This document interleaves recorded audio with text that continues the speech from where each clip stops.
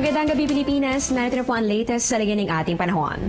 Alas 12 po ng umaga ngayong araw po ng Lunes, nakalabas na ng Philippine Area of Responsibility ang bagyong Ining na nanalasa sa Northern Luzon nitong mga nakalipas sa araw.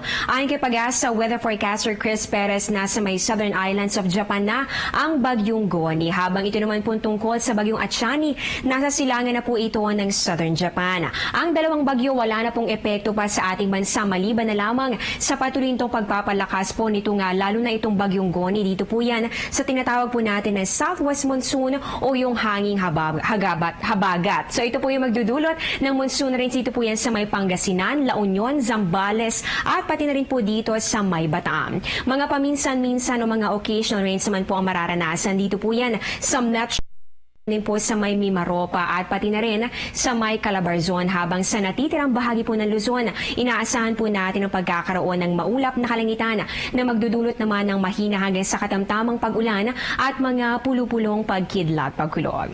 At para po dito sa natitirang bahagi naman ng ating bansa, inaasahan ang pagkakaroon ng bahagya hanggang sa maulap na kalangitan na meron pa rin po chances sa mga pulupulong pagkidlat, pagkulog o isolated thunderstorms. At para po sa lagyan ng ating mga karagatan, nakataas pa rin ang gale warning ng Pag-asa sa ilang baybayin po ng ating bansa at kasama po dito ang seaboards ng Northern at ganun din ng Central Luzon at ganun din dito sa Western Seaboard naman ng Southern Luzon. Ibig sabihin po dito mararanasan yung maalon hanggang sa napakaalong kondisyon ng karagatan, kaya hindi pa rin po pwedeng pumalaot ang maliliit na sasakyan. Samantala, sa pinagsamang epekto naman ng bagyong Ining at ng hanging habagat, kabi-kabilang pag-ulan ang naranasan ng malaking bahagi po ng ating bansa. Dahil po dito nakapagtala ng matataas na rainfall ang Pag-asa. Ayon po sa datos nila as of 11 a.m. yesterday hanggang kanina po yan alas 8 ng umaga, na itala po ang pinakamataas. Dito po yan sa may Subic, Zambales na umabot ng 150 mm. Dito naman sa may Sinait, Ilocos Sur, yan po 105 mm. At para naman dito sa Iba, Zambales, umabot po ito ng 86.2 millimeters of rain. So patuloy po kayong tumutok dito lamang sa Panahon TV para po malaman po natin gaano pa kaya karaming pag-ulan ang naranasan natin nitong mga nakalipas na oras. Sa puntong ito ay check po natin ang inaasahang weather conditions sa mga susunod na araw sa pamamagitan po yan ng 3D weather forecast ng Pag-asa.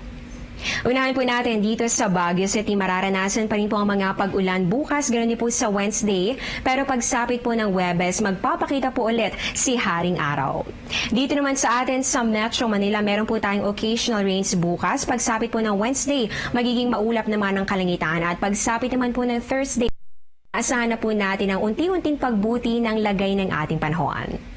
Dito naman tayo sa Metro Cebu, ang temperatura sa pagitan ng 25 to 33 degrees Celsius at meron lamang po chances ng isolated rain showers or thunderstorms simula po yan Tuesday at posible po yung magpatuloy hanggang sa Thursday. At para naman dito sa Metro Davao, asahan naman po ang pagpapakita ni Haring Araw, pero meron pa rin po ang chances ng pagkakaroon ng mga pulupulong pag-ulan o pagkidlat, pagkulog simula po yan bukas hanggang sa araw naman ng Huwebes. At panghuli po natin dito sa may Zamboanga City, ang temperatura sa pagitan ng 25 to 34 degrees Celsius at meron pa rin po chances ng mga pulo-pulo lamang na mga pag-ulan o pagkidlat, pagkulog. Posible po yung maranasan simula po yan bukas hanggang sa Thursday. Samantala ngayon, Gibus Moon po ang masasaksihan sa ating kalangitan. Ang phase na ito ay nangyayari kapag ang buwan ay more than 1/2 pero hindi po buong naliliwanagan ng araw. Dahil po ang bahagi na iilawan ay lumalawak o lumalaki, ito ay itinuturing na waxing. Ang waxing Gibus Moon ay lumalabas din kapag ang buwan ay nasa pagitan ng 45 and 90 degree angle with respect to the Earth and the Sun. At po para po sa ating sunrise para bukas, yun po ay 5:43 ng umaga at ang sunset naman ay 6:13 ng gabi. At yun po ang latest mula po dito sa Pag-asa. Abangan niyo po ang susunod kong update. Mamaya po yan sa News Live. Dito pa rin po yan sa Telebisyon ng Bayan. Ako po ang inyong weather lover, Amor Larosa, na nagsasabing ang taong handa at may nahon, kayang lagpasan ang hamon ng panahon. Magandang gabi po sa inyong lahat.